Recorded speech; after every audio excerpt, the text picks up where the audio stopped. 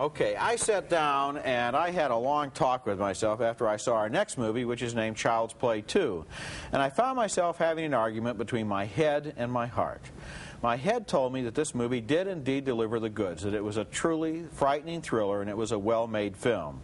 But my heart told me the movie was sick and unwholesome, a completely malignant exercise. The movie, once again, tells the story of a little boy who's terrorized by an evil doll, a doll named Chucky, that contains the mind and soul of a mass murderer. The violent and malicious doll was destroyed at the end of the first movie, but now Chucky is back. I told you, we were gonna be friends to the end, and now it's time to play. This is a movie in which a little boy's mother is taken away from him and he lives with foster parents and is blamed for the death of one of them, and everywhere he goes people are killed and mutilated and nobody will believe him, and this Chucky doll is pure evil, unadulterated, profane, and foul-mouthed evil.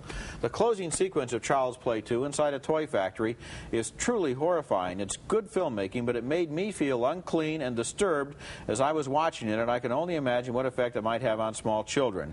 As a film critic, I have to say this movie is well made and effective, but as a human being, I wish I hadn't seen it. What good can come of having such foul and ugly images pumped into your mind? I think that my heart and mind may be closer connected than yours. I don't make too much of a distinction. I thought that I was laughing at the film because it was so preposterous when they have that little doll attacking with a knife. At the same time, it's sickening.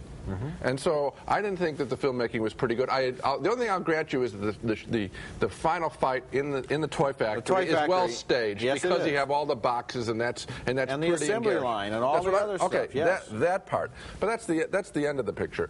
All of the other setup involving the doll is really silly.